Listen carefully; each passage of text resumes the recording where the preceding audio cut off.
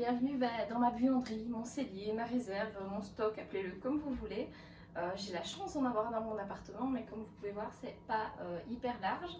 Et donc j'ai opté pour une série d'étagères. Alors ce qui aurait coûté le moins cher, c'est clairement de mettre des équerres dans le mur et de mettre des planches, mais comme on est locataire, on évite de faire des trous dans le mur, sinon après on doit tout reboucher quand on part. Donc on a opté pour des étagères de chez Ikea, tout simplement. Je vous mettrai le lien en barre d'infos. Et ce sont des étagères qu'on a pris en 30 cm de large. Elles existent aussi en 50, mais finalement, bon, moi en 50, je ne savais plus passer.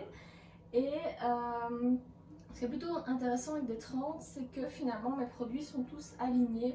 Je ne dois pas aller chercher très loin derrière des produits qui sont cachés, donc on évite d'oublier un peu ce qu'on a. Alors, dans les chouettes petits accessoires, il y avait ces petits crochets là où on va pouvoir pendre par exemple des sacs de course. On a ces tiroirs qu'on peut ajouter simplement.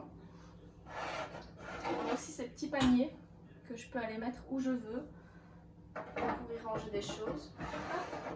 Alors je vous montrerai ensuite, mais on a aussi des range-bouteilles qu'on peut intégrer, donc ça c'est très pratique. Voilà le range-bouteille avec aussi voilà, des trucs que je n'utilise plus depuis que je fais du zéro déchet, mais que je garde au cas où. Donc les range-bouteilles très sympa. Et voilà. Donc on peut, vous voyez, mettre des plus petites hauteurs, sinon j'avais besoin parce que j'ai tout mon coffret électrique ici, et des plus grandes hauteurs. Donc ça c'est vraiment top. Et moi ici j'ai gardé une grande hauteur par rapport au sol pour pouvoir y ranger mes seaux. Et voilà, d'ailleurs, vous voyez, j'ai déjà un petit panier avec... c'est tout ce qu'on utilise pour laver un peu les toilettes et tout ça, et qu'on n'a pas envie de mélanger avec le reste. Cette petite boîte pour pince à linge au magasin, et en fait, j'y ai mis mon sel pour la vaisselle. Voilà. Ici, au lieu d'avoir des paquets partout, j'ai une belle boîte bien rangée, et je peux encore mettre un petit truc au-dessus. Voilà, j'ai terminé mon petit rangement. Donc ici, vous voyez, j'ai mis une petite box avec... ça, c'est tout le matériel qu'il me faut pour faire... des cosmétiques ou des savons de maison, hein, donc tout est dans une boîte. Ainsi, quand je les fais, je prends la boîte. Là, j'ai mis mon petit stock de papier WC. Les petits crochets très pratiques. J'ai un sac, en fait, ici en tissu, avec royalement plein de sacs en tissu. Hein. Ça, on commence à les collectionner. J'ai mon petit sachet que j'emporte toujours au magasin, avec à l'intérieur tous mes petits sachets très légers en tissu pour acheter mes fruits et légumes. Et dans le troisième, j'ai mis tous mes ustensiles de barbecue qui sont beaucoup trop grands pour mes tiroirs. Alors, je vous approche par ici. Alors, vous voyez ici, j'avais la place pour 2 cajots en bois, mais j'avais ce vieux cajot en plastique. Donc, j'y ai mis tous les ustensiles de mon aspirateur. Ici, c'est le cajot des boîtes de mon chat. Alors, vous allez dire, c'est un grand cajot pour pas beaucoup de boîtes, mais il faut savoir que on fait 2 commandes par an de nourriture pour mon chat. Donc pour les boîtes, il y en a quand même assez beaucoup. Enfin, on mange qu'une fois par semaine, donc ça va. Ce panier-là, très sympa, pour mettre tous les sacs réutilisables.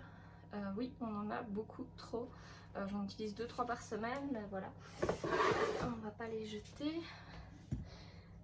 On continue, on s'approche. Ouh, ça devient difficile. Hop. J'avais fini de mettre mon pied à l'intérieur de la buanderie. Alors là-haut, j'ai mis tout ce qui est, c'est mes sacs isothermes, hein, très important pour pas casser la chaîne du froid, surtout en été. Alors là, vous avez des grosses boîtes de 3,4 litres où on peut mettre vraiment 2 kg de farine. Voilà, ça a du farine pour faire du pain. Pour le moment, c'est un échec, mais bon, on a encore pas mal de farine pour faire des essais. Alors ici, j'ai mon gaufrier grill, vous voyez, il est bien rangé. Là, c'est une petite boîte à oignons, boîte à ail. Et après, j'ai tout. Il y a du couscous, il y a du riz, il y a du chocolat, de la farine, du sucre. C'est la totale. Mais tout est super bien rangé. Et visuellement, avant d'aller faire les courses, je vois directement s'il manque quelque chose ou pas. J'évite d'acheter 2 fois ce que j'ai. Que je vous conseille vraiment pour gagner de la place et avoir vos aliments bien rangés. Ce sont les gagne espace de chez Tupperware. Alors la petite astuce, c'est que pour tout ce qui est farine, maïzena, etc., vous rangerez 1 kg dans une boîte d'1,6 litre. Et pour ce qui est le sucre, il faudra 1 litre pour 1 kg. Ils ont aussi des petites boîtes comme ceci, vous voyez, moi j'y mets mes noisettes. Et ici j'ai du sucre impalpable. Donc là je peux mal de me tromper avec la farine parce que c'est une toute petite boîte. Mais en général quand c'est de la poudre blanche, je mets des étiquettes pour ne pas tout mélanger.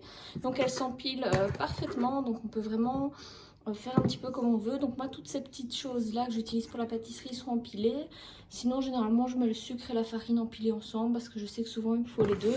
Je gagne vraiment de la place. Alors ces boîtes là, bah oui elles ont un certain coût hein, parce que c'est quand même une bonne marque, Tupperware. Moi personnellement j'en ai pas acheté énormément, j'en ai beaucoup gagné en faisant simplement un atelier à la maison. Et si vous dites moi Tupperware c'est trop cher, je pourrais aller chez Ikea acheter des boîtes similaires. Alors vous remarquez que chez Ikea pour 2 boîtes l'une à côté de l'autre vous perdez énormément de place ici entre les deux.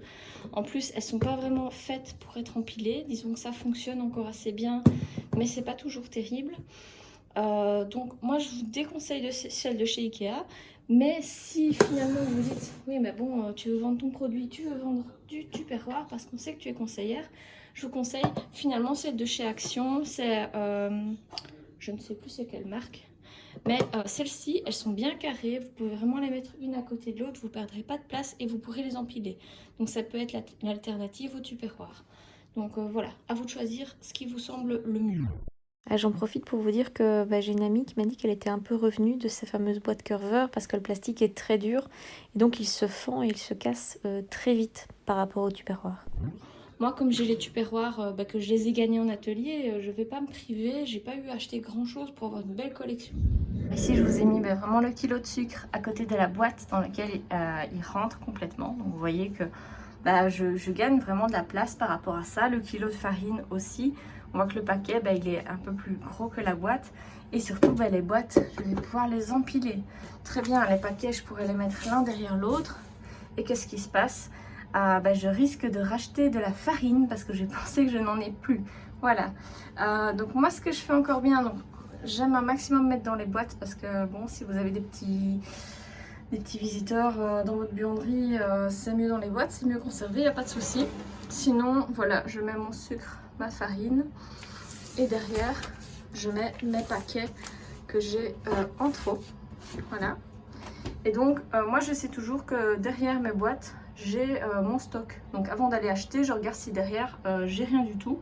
Parce que, par exemple, là, le kilo de farine, il ne rentrera plus de sucre parce que j'ai déjà encore un beau fond. Donc, je vais devoir attendre pour le mettre. Petite astuce que j'avais pour vous, ce sont ces cajots en bois. Donc, c'est des cajots en bois qu'on peut simplement poser sur nos étagères. Et quand on a besoin de quelque chose, eh bien, on tire le cajot. Ça nous permet d'avoir accès à ce qui est le plus derrière. Donc moi, généralement, je range mes cajots par thème. J'ai un thème plutôt sucré, un thème plutôt salé. Et donc, j'essaie de m'y retrouver comme ceci. Alors, les cajots, simplement, regardez pour que ça rentre bien dans vos armoires. Donc moi, ils font 30 cm, c'est parfait. Ceux-là, je les ai eus chez Action. Alors, le fond n'est pas hyper solide. Mais comme tout est posé sur l'étagère, il n'y a pas de souci. Plus solide, il y a ceux de chez Ikea. Par contre, chez Ikea, vous voyez, ils sont assez épais. J'ai 4 gros poteaux ici à l'intérieur qui me font perdre pas mal de place. Donc moi, finalement, celui de chez Ikea, je l'aime pas beaucoup à cause de ça, en fait. On continue. Alors, mes petits cajots. Alors ici, j'ai un petit cajot plutôt conserve. Un cajot plutôt bocaux, etc. Là, c'est ma boîte à pommes de terre qui se met tout en dessous de ce petit grillage. Donc vous voyez les petits microfibres bien rangés en rouleau. Alors la petite astuce rangée en microfibres, on la plie en deux et on roule. Voilà. Et on va toutes les ranger en petits boudins, ça prend moins de place et c'est plus facile pour en prendre une sans tout déplier. Ici à droite, c'est plutôt celle pour la vitre que j'ai mis dans l'autre sens. Et là, ma petite coccinelle qui permet en fait de retirer les poils de chat des chaises. En dernier lieu, on retrouve tous mes petits produits. Et après, voilà mes seaux, quelques vidanges. Et voilà. Alors, vous allez dire, mais où sont tes poubelles ? Je me retourne. Alors, à l'entrée, vous l'avez peut-être pas vu, j'ai une petite poubelle ici. Et là, hop, j'ai mon petit paquet de croquettes qui est rangé. Et alors là, c'est la partie plus technique que j'ai pas montré. J'ai ma boîte à carton, elle déborde parce que ils sont passés un petit peu tôt l'autre fois. Et donc, du coup, on n'est pas sortis. On a nos petits bocaux, nos PMC. Et alors ça c'est très pratique aussi, c'était déjà là quand on est arrivé. Je pense qu'on peut en trouver chez Ikea, mais c'est un porte-balai. Et... vous voyez, c'est très pratique. J'ai aussi un manche tout seul, hein, parce que c'est une raclette, on s'en sert jamais et elle est tombée, on l'a jamais remise vu qu'on l'utilise jamais, donc c'est parfait. Comme d'habitude, j'espère que cette vidéo vous a plu. N'hésitez pas à partager vos astuces de rangement, vos bons plans. Je suis sûre qu'ensemble on peut trouver plein de choses. Et si vous avez apprécié cette vidéo, n'hésitez pas à laisser un like et à vous abonner.